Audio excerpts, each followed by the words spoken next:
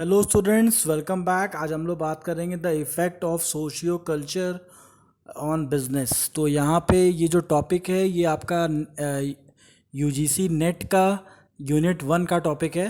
तो इसके बारे में हम लोग आज डिस्कस करेंगे। तो क्या है, your business does not operates in a vacuum, specially if you do a lot of work overseas. This means the societal and the cultural changes can have an impact on your company based on how you target audience, attitudes and moods shifted over times. Socio-culture factors can involve social attitudes, beliefs, education, legal structure and the political ideology. तो socio culture जो concept लाया गया है, ये concept में है क्या? यहाँ पे हम लोग बताया गया है कि जो बिज़नेस है वो कभी भी अकेले आप वैक्यूम में तो ऑपरेट कर नहीं सकते। आप सोसाइटी को लेके बिज़नेस को ऑपरेट करते हो। तो आप जब भी कोई भी डिसीज़न लो, कोई भी पॉलिसी मेकिंग करो, तो ध्यान रखो कि सोसाइटी को भी आपको साथ में लेके चलना है। तो आपका जो बिज़नेस का एटीट्यूड है वो सोसाइटी के लिए फ्रेंडली होना चाहिए। तो उसमें आपको सोशल जो सोसाइटी में जो लॉस चल रहे हैं, आपको लॉ को फॉलो करना चाहिए, सोसाइटी को आपको हेल्प करना चाहिए। तो यही सारा कुछ हम लोग सोशियो कल्चर में हम लोग पढ़ते हैं। आते हैं next. You don't have to overhaul your company's mission statement and the values based on the wisdom of the audience. However, a society and a cultural change your responsibility as a business owner to the leader or leader is to adopt and stay ahead of your competitors and remain relevant in the mind of your consumer. तो यहाँ पे ये कहा जा रहा है कि आप ऐसा नहीं करें कि आप अपने बिजनेस का पूरा मॉडल ही चेंज कर दो, केवल सोसाइटी के लिए सब कुछ कंट्रीब्यूट करो। तो सोशियो कल्चर का कहना ये है कि आप अपना बिजनेस करो, जैसा भी बिजनेस कर रहे हो, लेकिन आप कहीं ना कहीं सोसाइटी का अगर आप ध्यान रखोगे तो आप कहीं ना कहीं कंज्यूमर के मन में आ जाओगे। और कंज्यूमर के मन में आ गए कि हाँ, ये बिजनेसमैन अच्छा है, ये बिजनेस यूनिट अच्छा है, तो लोग आपके तरफ अट्रैक्ट होंगे। ठीक है। तो ऐसे बहुत सारे फर्म्स हैं जो ये सब चीज़ों पे ध्यान देते हैं। जैसे रिलायंस इंडस्ट्रीज़ का आप एग्जांपल ले लो। रिलायंस इंडस्ट्रीज़ का अलग से एजुकेशन सोसाइटी है जो कि गरीब बच्चों को पढ़ाता है। हेल्थ केयर सोसाइटी है, ऐसे टाटास का है। तो इन लोग ऐसा क्यों करते हैं? क्योंकि ये लोग सोशियो कल्चर पे ध्यान देते हैं। बिजनेस सब करते हैं, लेकिन कहीं ना कहीं सोसाइटी के प्रति जो उनकी रिस्पॉन्सिबिलिटी है उसको भी निभाना ज़रूरी होता है। नेक्स्ट आते हैं, changing preferences required adoption. One of the major socio-culture factors influencing business and the business decision is changing consumer preferences. What was popular and fashionable 20 years ago may not be popular today 10 years down the road. Different style and priorities can undermine long successful product and services. For example, a cloth company must be constantly be aware of changing preferences which create new product or it will be quickly become outdated. तो इसमें क्या बता रहा है कि जो भी companies हैं 10 साल में जो जो कंपनी 20 साल में जैसा काम करती थी, ज़रूरी नहीं कि आज भी वो वैसा ही काम करती हों, क्योंकि मार्केट के हिसाब से, फैशन के हिसाब से चेंजेस होते रहते हैं। इस चेंजेस को एक कपड़े की इंडस्ट्री बहुत अच्छे से समझती है कि जो चेंजेस होते हैं उसको हमको अडॉप्ट करना पड़ता है। तो उसी तरीके से आपका जो सोसाइटी है वो आपको सोशियो कल्चरल बिजनेसमैन बनने को कहता है कि आप पैसे तो कमाओ, कोई दिक्कत नहीं, लेकिन कहीं ना कहीं जो सोसाइटी है, जो कल्चर्स हैं, उसको भी आप फॉलो करो। नेक्स्ट आते हैं, another example is the marketing industry. 10 years ago consumer wanted a business to make their products and services on TV, radio and newspaper, but after the introduction of the iPhone and the emergence of the social media, consumer prefer change. Audience have now become more mobile, which means that to reach them the companies had to develop the mobile marketing strategy. अब इसमें बता रहा है कि जैसे पहले के time में क्या हुआ करता था कि कंपनीज, जो अच्छी कंपनीज होती थी, वो टीवी के थ्रू हमारे सामने एडवर्टीजमेंट क्रिएट करती थी और हम भी वही जानते थे कि जिसका एडवर्टीजमेंट टीवी पे, रेडियो पे, न्यूज़पेपर पे आ रहा है वही कंपनी अच्छी है।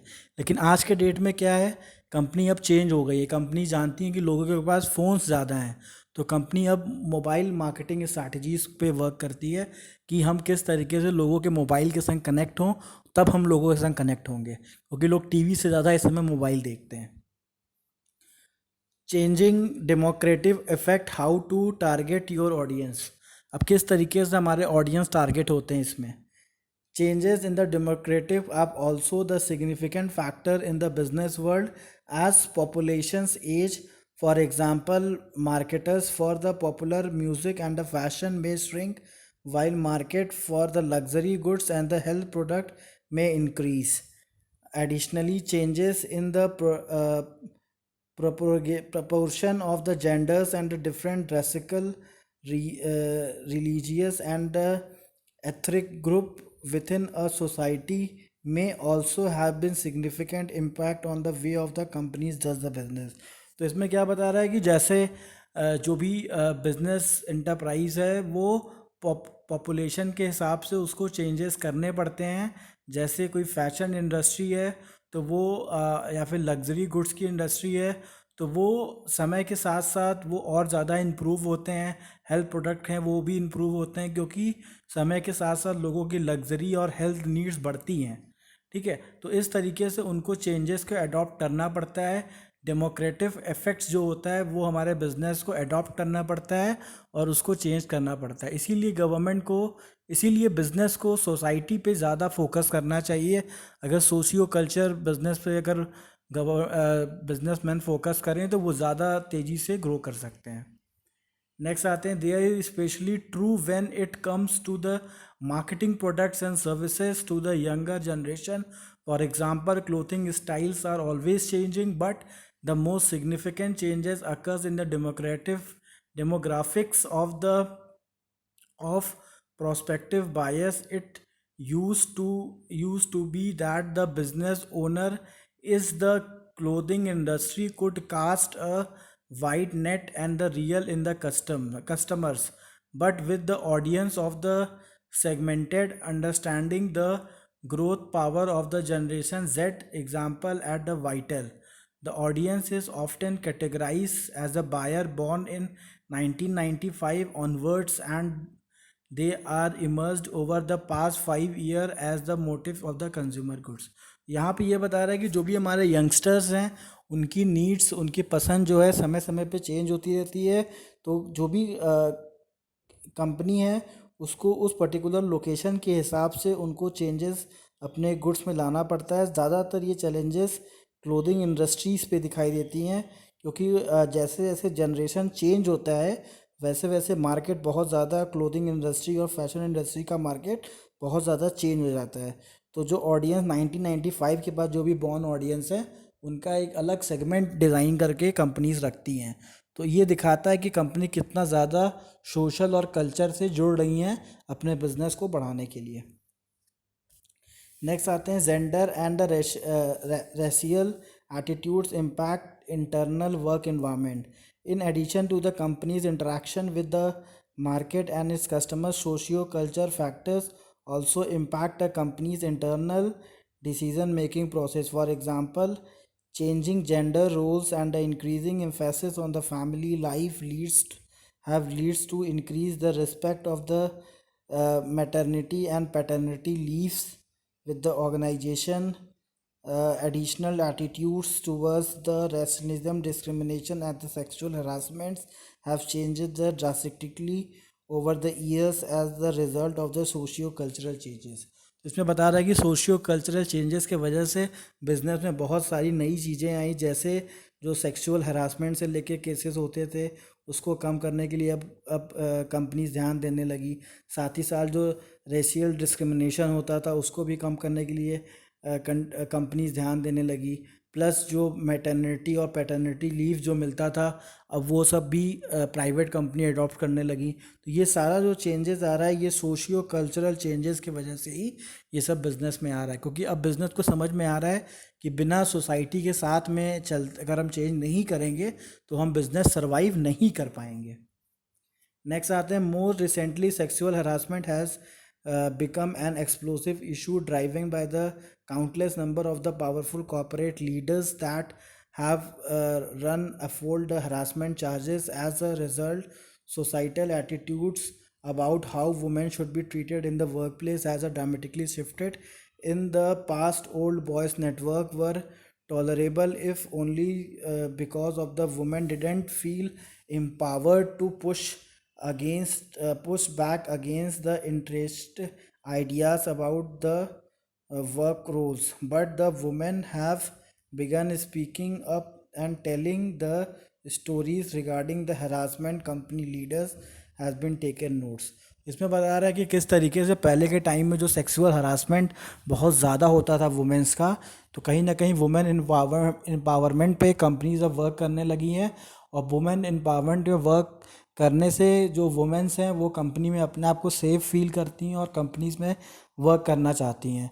तो ये भी एक सोशल कल्चरल जो चेंजेस, सोशियो कल्चरल चेंजेस जो बिज़नेस में आ रहा है उसके वजह से ही है कि बिज़नेस अब ग्रो कर रहा है। उनके जो सोच हैं वो बदल रहे हैं, खाली वो मेंस पे ध्यान नहीं दे रहे हैं, वो कहीं ना कहीं वुमेन्स के एम्पावरमेंट पे भी ध्यान दे रहे हैं। In no longer acceptable for you to take a lazy friend attitude about how your female employee are treated by the male colleagues.